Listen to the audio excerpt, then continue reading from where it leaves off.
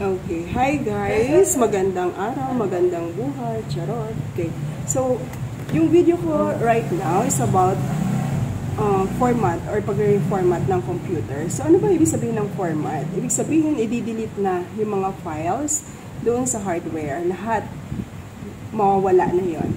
Okay, at bibigyan ng panibagong OS o bagong operating system. So sa case ko, ang gagamitin ko right now is Windows. So ano bang kailangan para makapag-format? Kailangan natin ng bootable USB. Okay, so ang laman nito is Windows OS or operating system. I'll show you next time na lang on how to download para aware din kayo. So, ang gagawin is ilalagay ito sa likod. Here. Ayan. I have 2 copies na USB. Sa USB, ayan. Lagay sa one of the USB port. Ilagay lang siya dyan. And then, we have to go to the BIOS with the UEFI. So, we have to turn on the computer and then repeatedly press the delete key here. Ayan, kita ba? Ayan. Delete lang. Ayan. Ayan. Yan yung BIOS. Yung iba, ang gamit is F2. Iba pang mga function keys. Pero yung common is delete. Anyway, you'll know it naman kasi dito sa ilalim ng monitor, parang may i-indicate naman kung anong key ang i-press to go here sa UEFI BIOS. Okay? So, ano ba itong BIOS? Ano ba itong UEFI? Then, basic information na nandito. Ayan. Like this one. Nandito yung i5 ko. Intel i5 na CPU. And then, the memory. Total memory. At, andito, dito tayo mag-i-instruct. I-instruct natin siya na i-delete na yung laman ng ating hard disk at maglagay ng panibagong operating system. Iba-iba yung design nito ha. Sa mga bagong motherboard, UEFI na siya. Pero yung mga previews ng mga motherboard nakalagay is BIOS pa rin. Okay? So, after nyan, ito, pupunta na tayo doon. I-instruct na natin siya. You press the boot menu here. Ayan. So, since ang ilalagay nga natin na OS is nasa USB, pipiliin lang natin yung UEFI, the name of the USB, AI mass storage. Dapat alam natin yan ha, para madali na natin makita kung alin may press natin. Okay? After that, okay, so i-press ko na.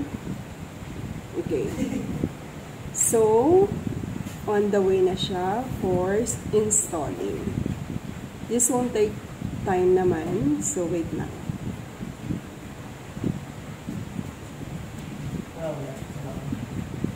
Okay.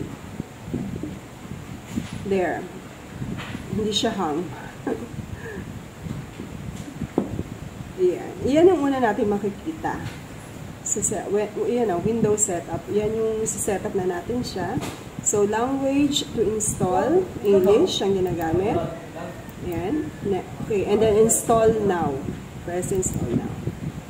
Okay, start na siya. Nag-install na siya ng... Okay, before doon, is nag-ask siya ng product key. Important kasi ito, no?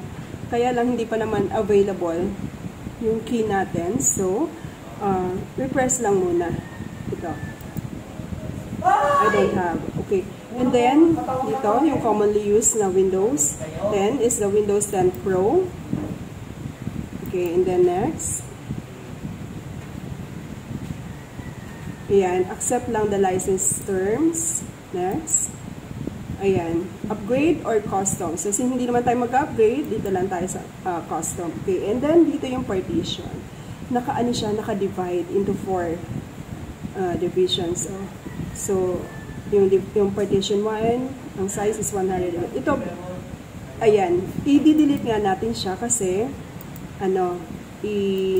i-format natin lahat.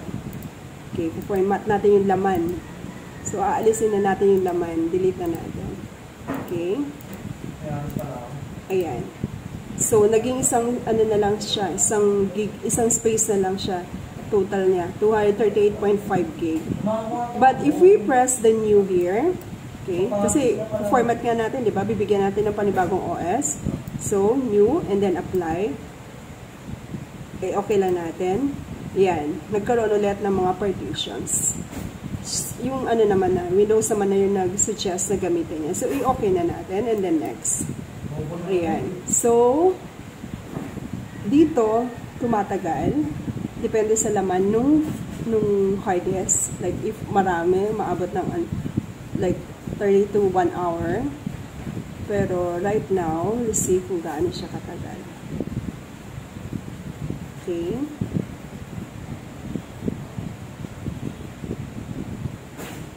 Dito sabi.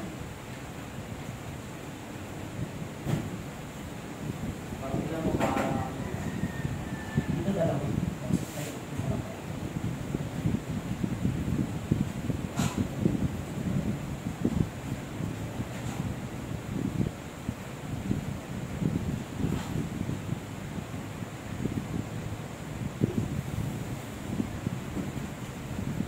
Bakit ko maglalag?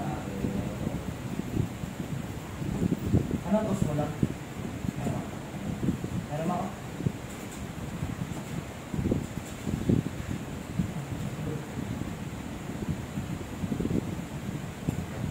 Pass mo agad, baka tuwin.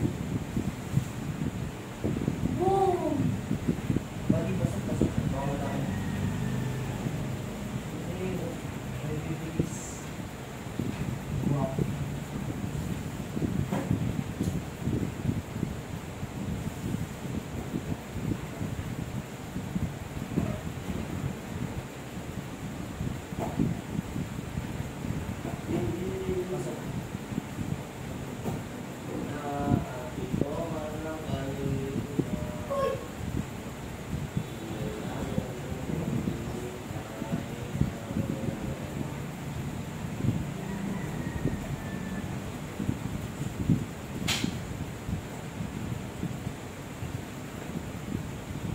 Uy, putang mo.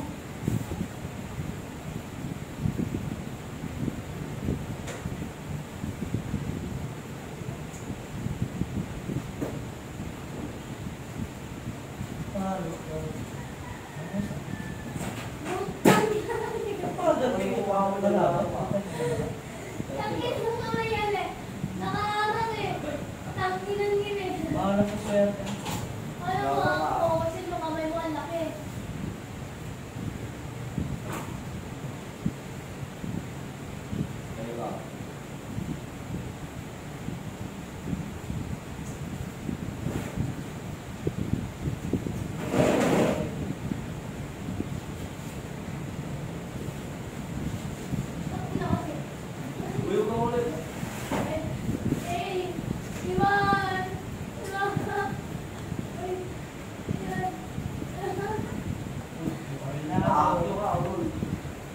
Thank you.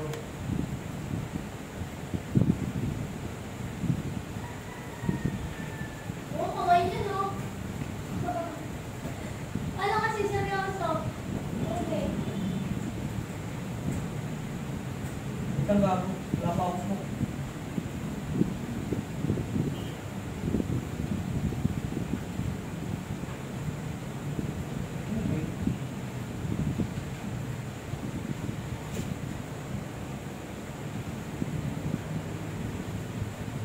Oy, gago! Lamay ka?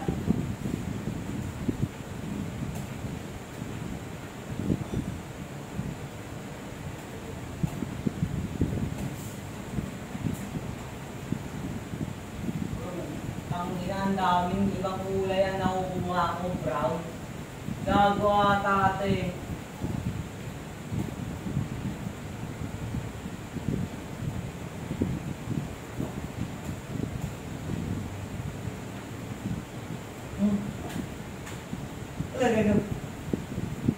Tangina naman, pre. Ang daming kulay. Ba't ito binibigay? Oh, tangina.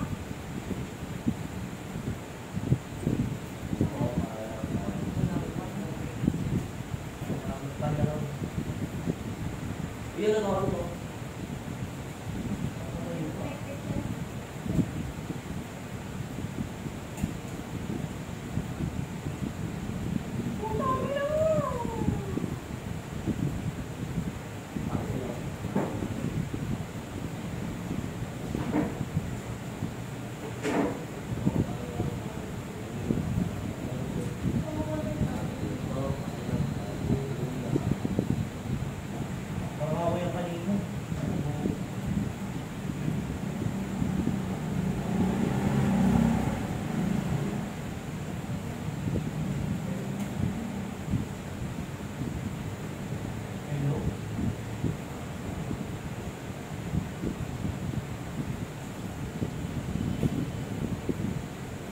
Ayan. Okay. So, ito na yung next part. Nag-ask siya on what region. So, since na Philippines tayo, go sa Philippines. Okay. Sana siya. Okay, Philippines. And then, yes. And then, is this the right keyboard layout? So, yes lang natin. Want to add second. Dito naman, kahit skip na siya. Ito, let's connect you to an internet. So, since ang pag-format, possible pa rin kahit walang connection, ito lang i-press natin. Kita ba? Yan. I don't have internet. Okay. And the next, ito, choice nyo na. If you'd like to, ito kasi kapag pag may connection, ito yung pwede nyong i-set up. Pero for now, skip muna na. Ito lang muna i-press natin. Continue with limited setup. And then, what's the name? Okay, so Gigi. And then, password. Here, skip na lang muna natin. Since okay naman siya. Possible na kahit walang password. Yan. Here, again, are mga choices. Kung nasa sayo na, if you'd like to, na gamitin, or if yes, you choose yes, and then if no, pwede naman i-no lang. Yan. But for now, okay na ako. Yes ko lang, and then accept. And there you go. That's it. Nag-hi na siya. We're getting everything ready for you. This might take several minutes, so don't turn off your PC. Okay.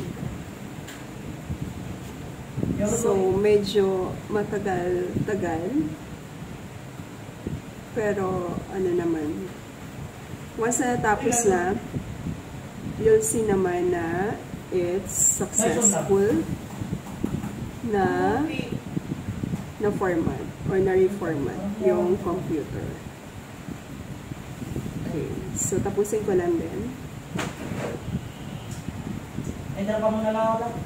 Pagdan mo.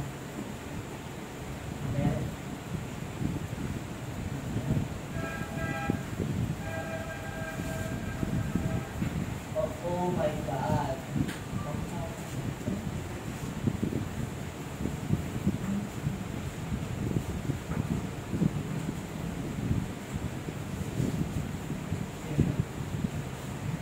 And we're done. Okay. That's it. Next time, make another video pagda-download naman ng drivers kasi hindi pa siya complete ha. May mga kailangan pa tayong i-download or gawin para maging na siya totally successful. Pero for now, na-format naman na yung computer. Okay? That's it. Thank you. Bye-bye.